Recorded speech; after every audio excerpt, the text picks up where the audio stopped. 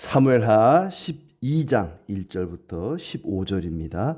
여호와께서 나단을 다윗에게 보내시니 그가 다윗에게 가서 그에게 이르되 한 성읍에 두 사람이 있는데 한 사람은 부하고 한 사람은 가난하니 그 부한 사람은 양과 소가 심히 많으나 가난한 사람은 아무것도 없고 자기가 사서 기르는 작은 암양 새끼 한 마리뿐이라. 그 암양 새끼는 그와 그의 자식과 함께 자라며 그가 먹는 것을 먹으며 그의 잔으로 마시며 그의 품에 누움으로 그에게는 딸처럼 되었거늘 어떤 행인이 그 부자에게 오매 부자가 자기에게 온 행인을 위하여 자기의 양과 소를 아껴 잡지 아니하고 가난한 사람의 양 새끼를 빼앗아다가 자기에게 온 사람을 위하여 잡았나이다 하니 다윗이 그 사람으로 말미암아 노하여 나단에게 이르되 여호와의 살아계심을 두고 맹세하노니 이 일을 행한 그 사람은 마땅히 죽을 자라. 그가 불쌍히 여기지 아니하고 이런 일을 행하였으니 그 양 새끼를 네 배나 갚아 주어야 하리라 한지라. 나단이 다윗에게 이르되 당신이 그 사람이라. 이스라엘의 하나님 여호와께서 이와 같이 이르시기를 내가 너를 이스라엘 왕으로 기름 붓기 위하여 너를 사울의 손에서 구원하고 내 주인의 집을 내게 주고 내 주인의 아내들을 내 품에 두고 이스라엘과 유다 족속을 내게 맡겼느니라. 만일 그것이 부족하였을 것 같으면 내가 내게 이것저것을 더 주었으리라. 그러한데 어찌하여 네가 여호와의 말씀을 업신여기고 나 보기에 악을 행하였느냐. 네가 칼로 햇사람 우리아를 치되 암몬 자손의 칼로 죽이고 그의 아내를 빼앗아 네 아내로 삼았도다. 이제 내가 나를 업신여기고 햇사람 우리아의 아내를 빼앗아 네 아내로 삼았은즉 칼이 내 집에서 영원토록 떠나지 아니하리라 하셨고 여호와께서 또 이와 같이 이르시기를 보라 내가 너와 내 집에 재앙을 일으키고 내가 내 눈앞에서 네 아내를 빼앗아 내 이웃들에게 주리니 그 사람들이 내 아내들과 더불어 백주에 동침하리라. 너는 은밀히 행하였으나 나는 온 이스라엘 앞에서 백주에 이 일을 행하리라 하셨나이다 하니 다윗이 나단에게 이르되 내가 여호와께 죄를 범하였노라 하매 나단이 다윗에게 말하되 여호와께서도 당신의 죄를 사하셨나니 당신이 죽지 아니하려니와 이 일로 말미암아 여호와의 원수가 크게 비방할 거리를 얻게 하였으니 당신이 낳은 아이가 반드시 죽으리이다 하고 나단이 자기 집으로 돌아가니라. 아멘. 월요일 아침입니다. 오늘도 주님의 은혜 가운데 모두 평안하시기를 축복합니다. 다윗이 하나님의 책망을 받고 회개하고 회복되는 그런 내용입니다. 참 부끄러운 얘기죠. 흠이 없고 티가 없는 다윗에게 어찌 이런 일이 일어났을까? 사울에게 이런 일이 일어났다 그러면 뭐 그런가 보다 뭐 그럴 수 있겠다 싶지만 다윗은 특별한 사람이잖아요. 우리가 성경에 나오는 어떤 특별한 사람을 보면 저 사람이 저런 죄를 짓다니 저 사람은 죄를 안 지을 거야 그런 생각이 들기도 하죠. 바울 같은 사람, 베드로 같은 사람, 이 사람들은 훌륭한 사람들이니까 죄를 안 짓겠지. 목사님은 특별하니까 죄 같은 건 안 짓겠지. 그러나 다윗을 볼 때 결코 그렇지 않습니다. 죄와 상관없는 사람은 아무도 없습니다. 다윗을 비롯해서 그 어떤 위대한 신앙의 사람이라 할지라도 예수 그리스도의 대속의 은혜가 필요 없는 사람은 아무도 없습니다. 모든 사람이 예수 그리스도의 십자가의 은혜가 필요한 죄인들이라는 것을 우리는 다윗의 이야기를 통해서 생각할 수가 있습니다. 다윗이 범한 죄에 대해서 나단이 책망하는 내용이 먼저 1절부터 해서 15절까지 나오고 있죠. 밧세바를 간음하고 그의 남편 우리아를 죽이고 또 장례를 끝내자마자 밧세바를 아내로 데려옵니다. 막 나가는 다윗의 모습이죠. 완전 범죄에 가깝습니다. 하지만 하나님의 눈길은 피할 수가 없었습니다. 그래서 하나님이 그를 회개하도록 나단 선지자를 보냈고 회개뿐만 아니라 회복의 은혜도 더해 주십니다. 나단 선지자 입장에서 볼 때는 참 곤란한 일입니다. 평상시 사랑하고 존경하는 다윗이 이런 죄를 범했다는 말씀을 하나님으로부터 듣고 그를 책망해야 되는데 참 어떻게 말해야 될까? 이 민망스러운 얘기를 어떻게 꺼내야 될까? 고심고심 끝에 곧바로 대놓고 얘기하지 않습니다. 다윗 왕이시여 어찌하여 충신의 아내를 범하고 그를 죽였나이까? 뭐 이런 식으로 따지지 않습니다.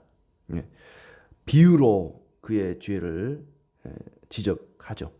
한 성읍에 부한 자가 있고 가난한 자가 있는데 이 가난한 자는 암양 새끼 한 마리 겨우 사서 애지중지 가족처럼 키우고 딸처럼 여기면서 그렇게 키우는데 부한 자가 지나가는 나그네를 대접하기 위해서 자기 양을 잡지 않고 자기 짐승을 죽이지 않고 그 가난한 자의 한 마리밖에 없는 암양을 빼앗아다가 잡아서 손님을 대접했다. 그러자 그 얘기를 듣고는 다윗이 화를 냅니다. 막 분노하죠. 5절에 나단에게 이르되 여호와의 살아계심을 두고 맹세하노니 이 일을 행한 그 사람은 마땅히 죽을지라. 저런 쳐 죽일 놈이 있나? 그 부자를 가리켜서 어찌 자기 것은 놔두고 가난한 사람의 그 애지중지 키우는 어린 암양을 잡아 대접한단 말인가? 저런 죽일 놈이 있는가? 그랬더니 나단 선지자가 당신이 바로 그 놈이요. 당신이 바로 그 사람이요. 당신이 바로 그 사람이라.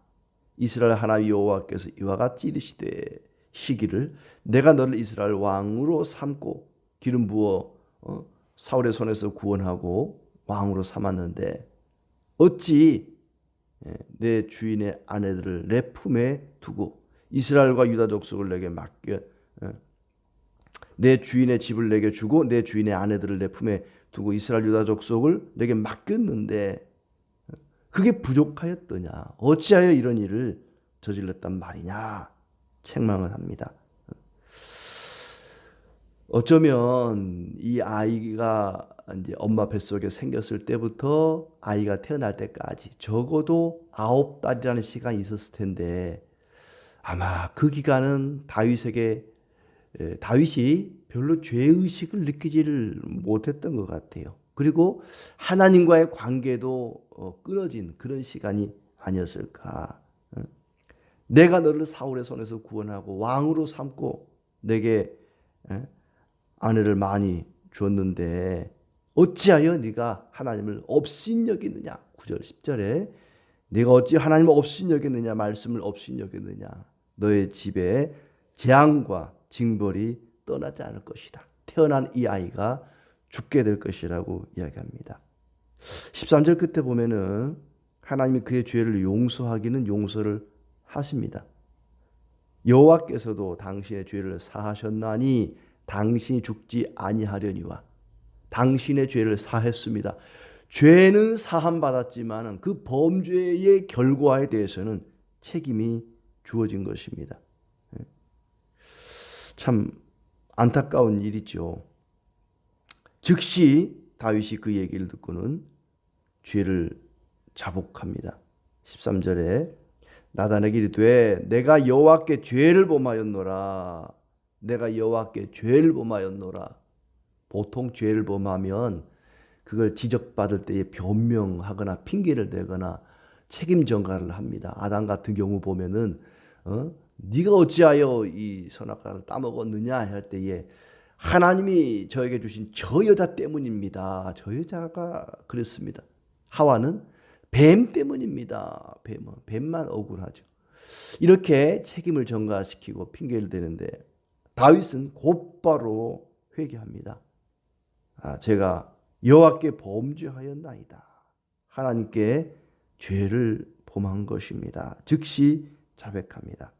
그리고 다윗의 아이가 하나님의 예언대로 죽게 됩니다. 아이가 죽기 전에는 일주일 동안이나 다윗이 금식을 했는데 이제 이 아이가 죽고 난 뒤에는 깨끗이 씻고 옷을 갈아입고 음식을 먹습니다. 다윗이 죽어야 되는데 다윗을 대신하여 이 아이가 죽은 것이죠. 죄는 다윗이 범했습니다마는 이 아이가 대신하여 죽은 것입니다. 비록 하나님께서 그의 죄를 용서한다고 했지만은 그 죄의 결과에 대해서는 책임을 면할 수가 없어서 결국 이 아이가 대신 죽게 된 것이죠. 아이가 죽자 종들이 두려워합니다. 이 아이가 죽기 전에도 금식하면서 저렇게 하나님 앞에 엎드려 있었는데 이 아이가 죽었으니 이 다윗 왕이 어떤 행동을 보일지 두렵기만 합니다. 그런데 오히려 몸을 씻고 옷을 입고 음식을 먹고 하나님을 경배합니다. 종들이 이상하게 생각했습니다. 왜 이렇게 하시지? 근데 다윗이 하는 얘기가 다윗의 그 행동이 아이가 살아있을 때는 하나님이 그래도 살려줄 가능성이 있잖아요. 그러나 이제 그 목숨이 떠나버렸습니다. 이제 하나님이 결정한 거예요. 그 아이가 다시 살아서 돌아올 수가 없습니다. 하나님이 결정한 후에는 더 이상 다윗도 살려달라고 미련을 두지 않습니다. 죽은 사람에 대해서는 우리가 살려달라고 말할 수가 없어요. 살아있는 동안에는 그 생명을 살려달라고 우리가 금식하면서 기도할 수 있습니다. 하지만 그 생명을 하나님이 거둬가 버리면 이제 하나님의 결정은 끝이 난 것이거든요. 그걸 다시 물려달라, 돌이켜달라 이렇게 말할 수는 없다는 얘기입니다. 내가 그에게 갈 수 있지만 그는 나에게 올 수가 없다.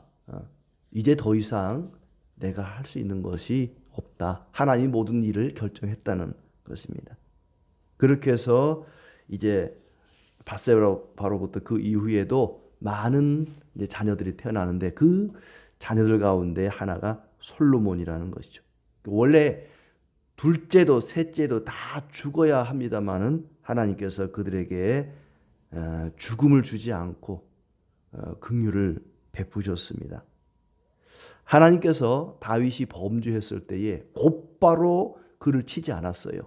이웃 나라를 통해서 그를 친다거나 곧바로 다윗의 생명을 거두어 간다거나 그렇게 하지 않았습니다. 그것도 역시 하나님의 긍휼입니다. 하나님은 이렇게 긍휼이 많으신 그런 분이십니다. 잘못이 드러나지 않고 감춰주는 것이 사랑인 것 같지만 그러나 그것이 사랑이 아닙니다. 잘못한 것은 드러내서 죄를 드러내서 회개하게 만들고 그를 다시 회복시켜주는 것이 그게 사랑이죠. 솔로몬 그의 원래 이름은 여디디야라는 뜻이었습니다. 하나님의 사랑을 입은 자. 다윗 자신이 하나님의 긍휼과 사랑을 입은 자였습니다.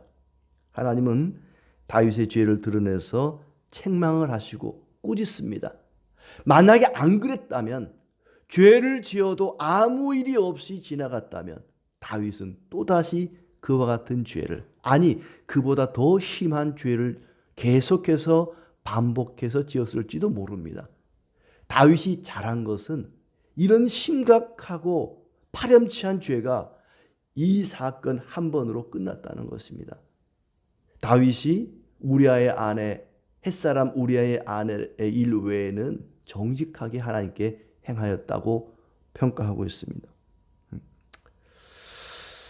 이것을 다윗을 하나님이 얼마나 사랑하시는가, 하나님이 얼마나 긍휼이 풍성하신가를 보여주는 그런 사건입니다.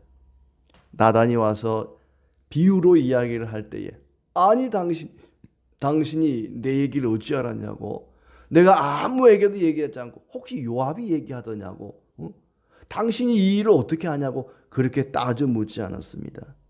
내가 죄인입니다. 내가 죄를 범하였습니다. 내가 여호와께 죄를 범하였나이다. 즉시 무릎 꿇고 하나님의 책망을 받아들입니다. 이것이 바로 다윗의 믿음이고 하나님이 다윗과 함께 한다는 증거입니다. 다윗 같은 사람도 아무 흠도 없고 티도 없을 것만 같은 다윗 같은 사람도 죄로부터 자유로울 수가 없습니다. 인간은 누구나 예수 그리스도의 십자가 대속의 은혜가 필요합니다. 주님의 십자가 보혈이 필요 없는 사람이 세상에 누가 있단 말입니까?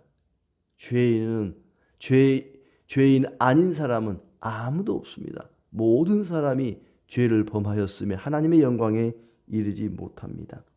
우리가 죄를 지적받을 때에 변명하지 말고 핑계하지 말고 책임 전가하지 말고 즉시 회개해야 할 것입니다. 나의 죄를 대속하신 예수 그리스도를 의지하고 주님의 이름으로 용서를 구할 때 주님께서는 얼마든지 우리에게 은혜와 긍휼과 사랑을 베풀어 주십니다. 나를 긍휼로 대하시는 주님의 그 은혜에 날마다 감사하며 살아가는 우리 모두의 삶이 되기를 바랍니다.